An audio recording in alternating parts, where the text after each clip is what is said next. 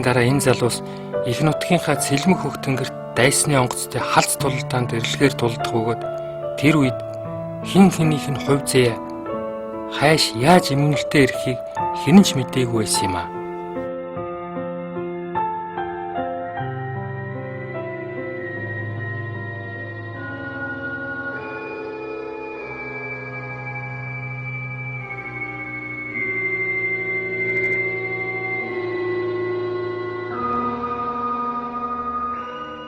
Хоёр сар шахам шоронд хоригдохдоо тулгсан хэрэгт нь огт хариу өгөхгүй байгаа Дэмбэрэлд улам өшөргсөн дотоод явдлын яамны мөрдөн байцаагт асцыг зэвүүрхэж баян түмнээс цэргийн ангид хүргэх техникийг саатуулж хоёрдугаар тэгэхээр дураараа буусан гэдэг бичиг зохиож ямар ч байсан Дэмбэрлэр гарын үсэг зуруулна гэж төлөвлөсөн байлаа. Харин Дэмбэрэл журам цэргийн үнэнч нөхд нь яахлаараа хувьсгалын эсэргүү бүлгмийн гишүүд болсныг бодоод болохгүй гайхчил байлаа. Төлж дууссан учраас хээр буусныг дайсны талд ашигтай хорлон сүйдэх ажил хийсэн гэж Дасцэвгийн тулгаад байгаад нь зэвүү хурж барилцмаар санагдаж байлаа. Улс орны зүүн хязгаарт төгшүүртэй байдал байн үүсэх болсон ч Монгол Ардын Хувьсгалт намын 9-р хурлын дараа улс орныг хөдөө аж ахуй үйлдвэрлэлийн замаар хөгжүүлэн бэхжүүлэхийг чухалчлан зорьж байлаа. Энэ үед чойволсон төр засгийн олон давхар албан тушаалыг гартаа авч улс орныг удирдах, харин батлан хамгаалах цэргийн байгуулалтыг боловсронгуй болгоход цэргийн яамны сайд бүх цэргийн жанжин маршал Дэмэд гардан хариуцж байв.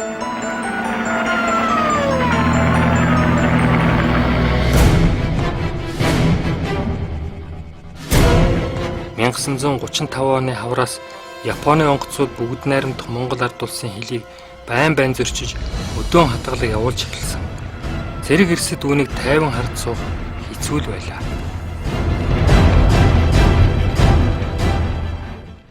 1937 оны 8 сарын 20-нд зөвлөлтийн цэрэг Монголд байрлаж Монгол улсын дорнод өмнөд хилийн аймагуудад зөвлөлтийн цэргийн томоохон бүлэглэл хожим нь 57 дугаар онцгой корпус байгуулагдсан. Энэ явдал бол манай улсын хил дээр улаан айрам нэг талаас нөгөө талаас Японы цэргийн томоохон хүч бол бие биенээ сүрэн зогсоолсон. Энэ бүхэн бол алхын голын дайнд үргээгүй боловч байдлыг бол байнгын айрам оролцсон томоохон хилийн бодлон зөвцөгт мөргөлдөөн гарахад бол ямар нэгэн байдлаар нөлөөлсөн гэж ойлгодог. Энэ бол миний хувийн бодол юм.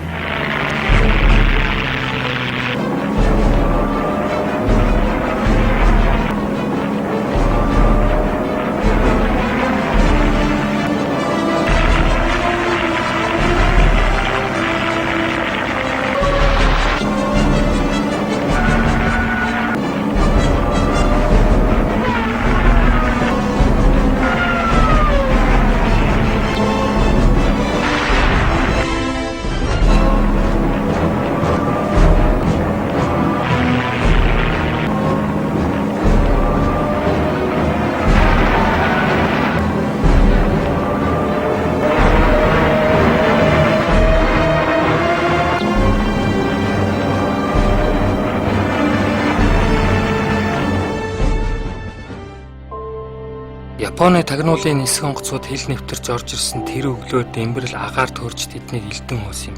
Түүний хувьд тагнуулын онгоц болохыг нь мэдэж цаг алдалгүй хөөсөн хэрэг байлаа. Дэмбэрэл хэд хэдэн удаа сануулгах буудлага хийсэн байв. Урилгагүй зочдтой анх учирсан түнд эвгүйхэн санагдаж байсан ч цэрэг ирийн ёсоор дайсныг их нутгаасаа хөөн зайлуулсандаа үнэхээр омогшин урамшиж билээ.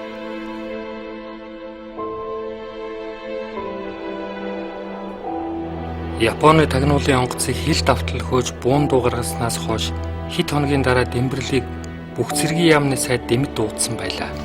Дэмбэрэл бодохдоо агаарын хил зөрчсөн дайсны онгоц буулгаж чадаагүй учраас арга хэмжээ авах болно гэж хэмээж бодсон байв. Бүх цэргийн жанжин Дэмэд нь Монгол Ардын Хувьсгалт цэргийн Орт цэргийн зохион байгуулалтыг үндсээр нь өөрчилж тухайн үеийнхэн тэргүүний зэвсэг техникээр зэвсгэлсэн өндөр боловсрал мэрэгжилтэй цэргийн боловсон хүчнэр хангагдсан мотомеханикжуулсан цэрэг болох үзэл баримталтай байсан юм а. Энэ нь маршал Тухачевскийн дэвшилт үзэл бодолтой яв цав нийлж байжээ. Харин Сталин, Варшилов нарын бодолтой зөрчилдөж байсан юм. Маршал Дэмдийн санаачлагаар Монгол Ардын хувьсгал цэргийн бүрэлдэхүүнд техникчсэн цэргийн эзлэх хөв нэмэгдэж, цэргийн алба хаах хугацааг 3 жил болгосон байлаа.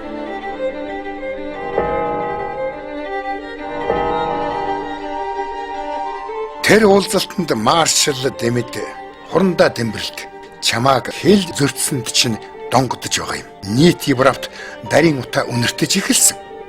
Алс дорнод Япон бууныхаа амыг бидэнд лүү чиглүүлээд байна. Дайны гал хязээч асч болзошгүй болчихлоо.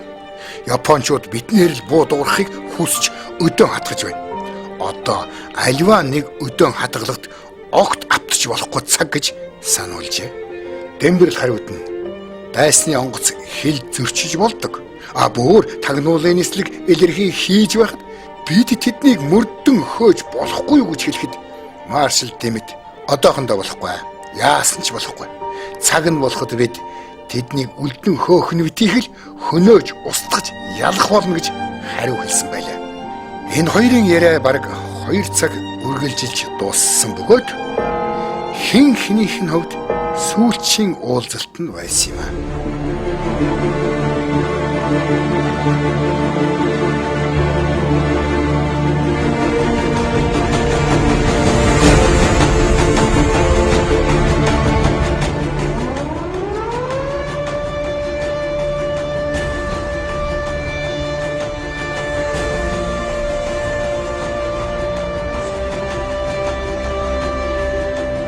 아, 1935, 1936 онуудад Япон манжийн цэргийн том жижиг хүчээр Монгол улсын хэлийг довтлох, Монгол улсад халдан орох өдөөн хадгалгыг эхлэх одоо хүргэсэн юм байгаа юм.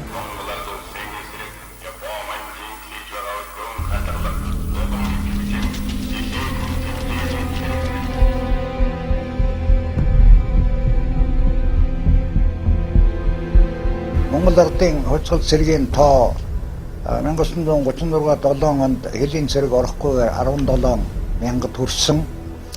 За мортивизүүдийг байгуулж түүний 70-80% нь дорнод хэл дээр барилж байсан. За мортивизээс нэгдгсэн морт корпусыг байгуулсан. Баян төвний 2 дугаар морт корпуст морт цэргийн 5 дугаар дивиз, сүүлд нь 8 дугаар дивиз моттод байгуулагдаж 3 дивизтэй ийм томоохон корпус ажиллаж байлаа.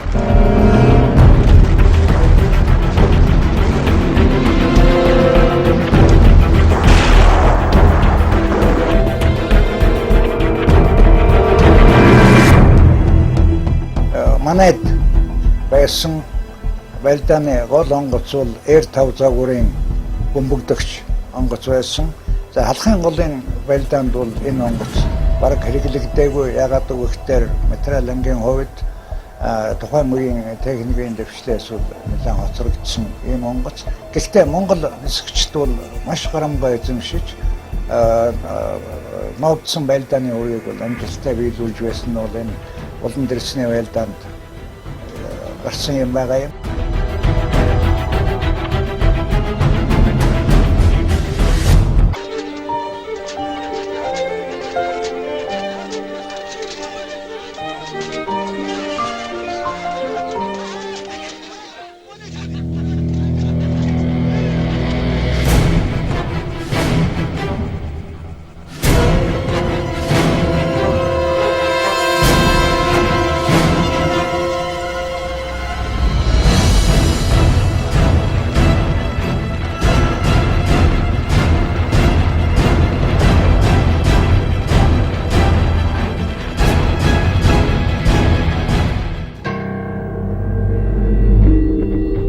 Сарын 31-ний өдөр Японы тал 90 ачааны машин бүхий 1000 гаруй цэрэг их буу, танк, хоёрт машинаар мөн нисэх онгоцоор бүгд найрамдах Монгол ард улсын хөлийг адаг дулаан хэмээх газараар довтлож тамсаг булгийг эзлэх гэж байлдаан эхлүүллээ. Монгол ардын хувьсгал цэргийн 6 дугаар морт дивизийн маневрын бүлэг Нисхангийн хамт дайралтанд орлоо.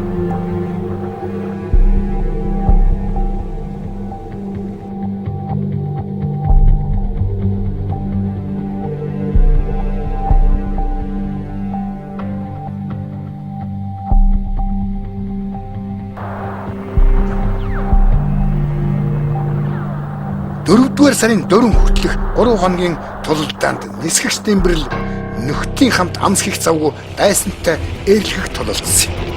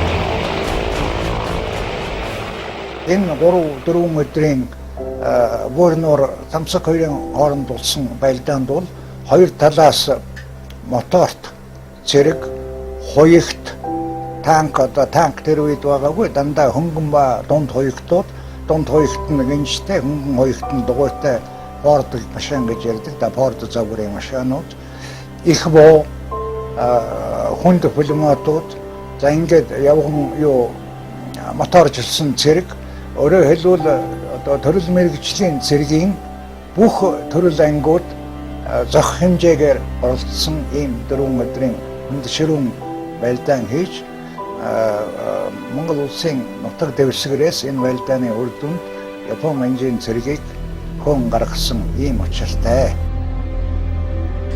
Түүхэнд адаг дулааны тулаан гэж нэрлэдэг зэвсэгт мөргөлдөө 1936 оны 3 дугаар сарын 31-ээс эхлэн 3 хоног үргэлжилсэн бөгөөд энэ нь Монгол ардын хувьсгалт цэрэг бие бүрэлдэхүүнээр анх удаа бийдаан байлдааны үйл ажиллагаа явуулсан түүхэн явдал юм.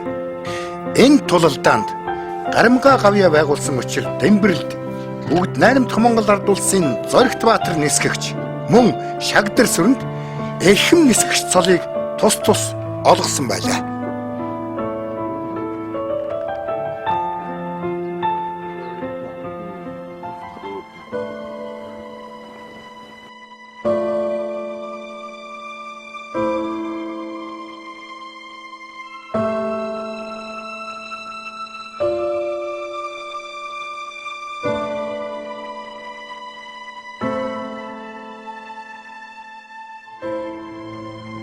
Нөгөө талаар 1937 оны 9 сарын 10-наас эхлээд Монгол